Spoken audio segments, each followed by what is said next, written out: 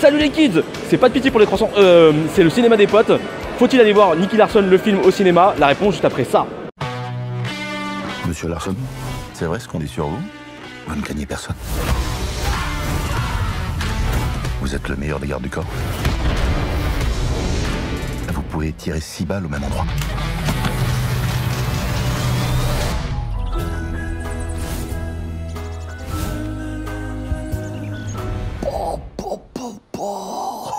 Alors, on va voir Nicky Larson, la version française live du dessin animé. Je suis pas fan du dessin animé, ça commence mal. À la base, c'est un manga de Tsukasa Ojo des années 80 qui a ensuite été adapté en dessin animé qu'on a tous connu au Club Dorothée. Voilà, parce que comme une grande partie des trentenaires en France, ma babysitter, c'était le Club Dorothée. J'ai été encore plus fan du manga papier de Tsukasa Ojo. Alors moi j'ai jamais lu le manga, moi je connais que le dessin animé version Club Dorothée, donc avec la VF de ouf. Ça le voleur, je suis le voleur, je suis méchant. Que je suis méchant. Ouais, je vais faire bobo. Et donc aujourd'hui, Philippe Lachaud n'adapte pas vraiment le manga, mais plutôt le dessin animé du Club Dorothée. Il l'a dit dans des interviews que c'était vraiment ça, c'était son plaisir de jeunesse qu'il adapte aujourd'hui au cinéma. C'est n'importe quoi ce parfum. Mais j'annonce, si ça marche, je change de sexe. Pour un plus grand? Très marrant.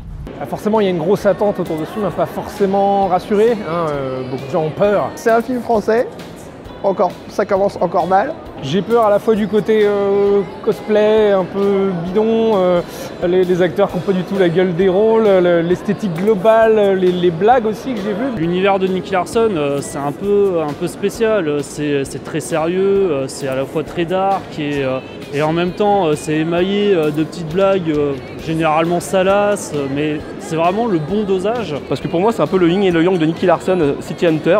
C'est qu'on a vraiment à la fois du comique mais contrebalancé par des choses assez sérieuses, assez jolies. J'aimerais bien voir à la limite une version sérieuse au ciné de Nicky Larson avec pourquoi pas un peu des trucs marrants, plutôt que l'inverse, un truc que délirant avec peut-être des moments sérieux, quoique j'y crois pas trop. Je suis pas convaincu que Philippe Lachaud saura rendre ce dosage à sa juste valeur.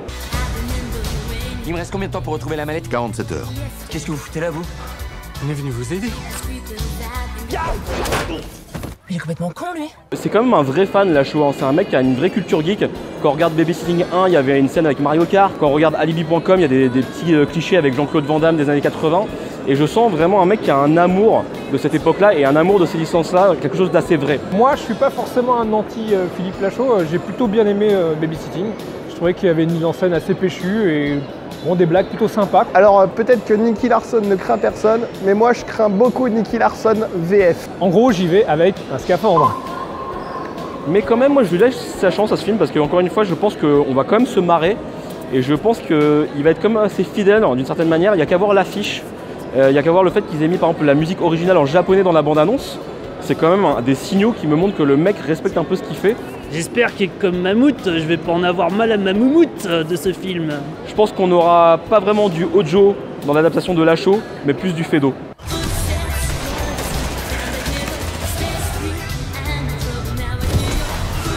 Mon Dieu, ils sont coincés.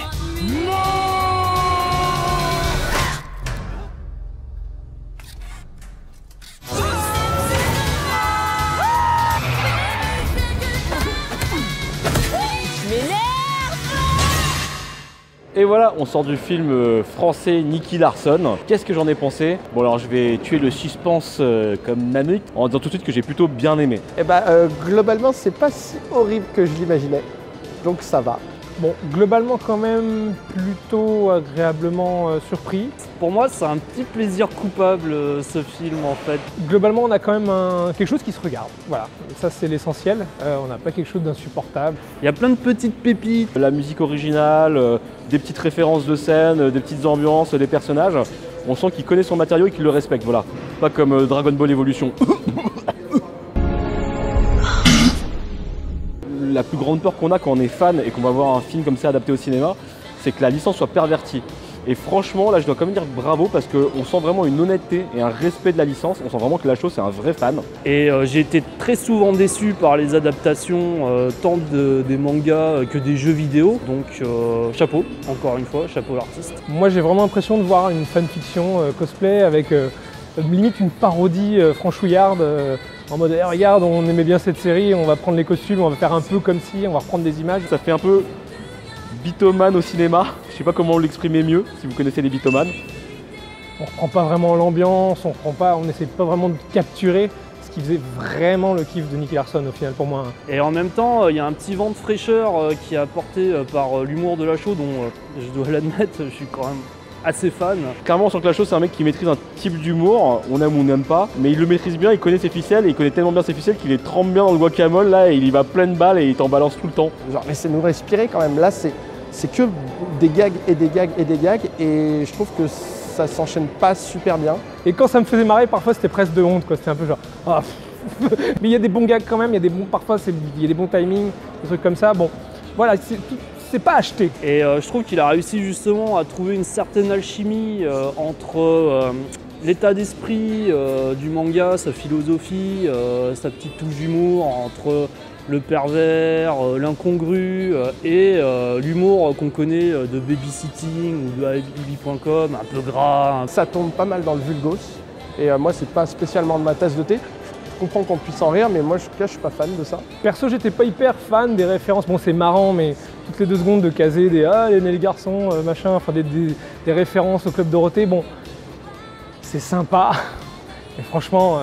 Mais voilà, on sent vraiment une honnêteté, un amour dans la manière de faire ce film-là, et donc du coup ça passe. Il y a un truc aussi, là on avait un peu ça aussi dans Babysitting, un peu ça aussi dans Alibi.com avec Jean-Claude Van Damme. Il y a tout ce côté des corbeaux qui passent dans le fond, c'est raccord avec Nicky Larson, c'est parfait. Mais quand même ça fonctionne parce qu'on est quand même dans une histoire très Nicky Larson pour le coup. Ça ressemble vraiment à un épisode de Nicky Larson avec une petite intrigue de départ, etc. Même si on s'égare parfois dans des espèces de scènes avec des familles, des trucs, des Pamela Anderson, des machins, où on se dit mais on est où là? Alors pour un non-connaisseur de la série, je pense que ça peut marcher aussi. Parce que c'est pas que ça, c'est pas que des blagues méta. Il y a une ambiance normalement qui s'étire tout le long de l'épisode avec des musiques, des thèmes très particuliers, machin, et en fait on ne les a pas. Et ça c'est un peu dommage. On retrouve le niveau de réal de Lachaud qu'on a pu voir sur Babysitting 1 et 2 et Alibi. Par rapport à une comédie française où c'est chant contre chant dégueulasse avec une lumière. Et ben là, il y a quand même un peu de recherche. On n'a pas un gros réal d'action derrière quand même non plus, quoi. Et il aurait fallu ça pour moi, pour un Nicky Larson, avant tout.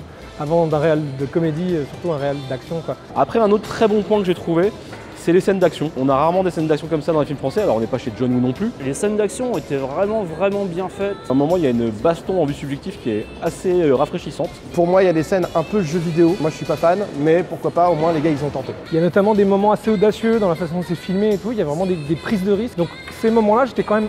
Ah, quand même. Mais il y a quand même des défauts. Moi, j'ai eu un souci avec quand même la photographie et l'ambiance générale. On est vraiment dans un truc qui se passe beaucoup de jours. Et moi j'ai un problème avec ça parce que City Hunter c'est un mec de la nuit. On est un peu dans le cliché, on adapte un dessin animé en film donc il faut que ce soit coloré.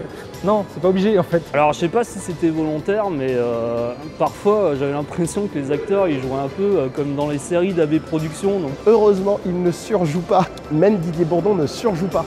Incroyable. Pour moi l'ambiance c'est pas du tout ça et la façon de jouer, de se comporter des personnages n'est pas du tout ça. Bon le personnage de Nicky Larson dans le dessin animé c'est quand même extrêmement dur de retranscrire ça en live. Qui passe du sérieux au burlesque comme ça en un claquement de doigts, je pense que c'est vraiment une performance qui était peut-être trop difficile pour l'acteur. Ça m'a pas totalement convaincu mais j'avoue que c'est honorable. On sent que Lachaud a mis ses potes dans le film et il y a certains personnages secondaires qui sont un peu bancals, on se demande un peu pourquoi ils sont là, ils servent pas vraiment à l'intrigue. J'ai beaucoup aimé le personnage de Laura, je trouve que l'actrice Elodie Fontan l'incarnait vraiment bien. Je suis très mitigé par rapport à la musique, autant il y a des citations littérales de la série télé qui m'ont fait faire « Oh putain c'est trop beau, putain de la bonne musique, c'est trop bien et tout machin ». Même si c'est un peu facile, mais en attendant c'est de la putain de bonne musique. Et revenir aux compositions faites pour le film, d'un seul coup c'était un peu plus gênant. Je trouve que les morceaux de musique collent pas forcément très bien au film et à l'ambiance qu'il veut mettre. En conclusion pour moi c'est quand même un truc ultra boursouflé et qui me plaît pas des masses. Ça reste un spectacle honnête, vraiment qui se regarde avec pas mal de prises de risques. Je trouve que le pari il était assez audacieux et finalement il est plutôt réussi. J'aurais presque préféré que ce soit une comédie d'action polar à la Lachaud, mais qui ne s'appelle pas Nicky Larson en fait. Je parle en tant que fan, je suis pas convaincu que ça va énormément toucher les personnes qui n'ont pas grandi avec Nicky Larson. Et c'est quand même un type de film assez rare dans le paysage français, donc j'ai quand même envie d'encourager et je vais donc lui mettre une bonne note de 7 sur 10. Et donc je lui mettrai la note de 5,5. Donc je vais lui mettre la note de 5 sur 10. Pour ma part, je vais quand même lui mettre un bon 7 sur 10 parce que j'ai vraiment passé un bon moment. Voilà, c'est coupable, mais j'assume.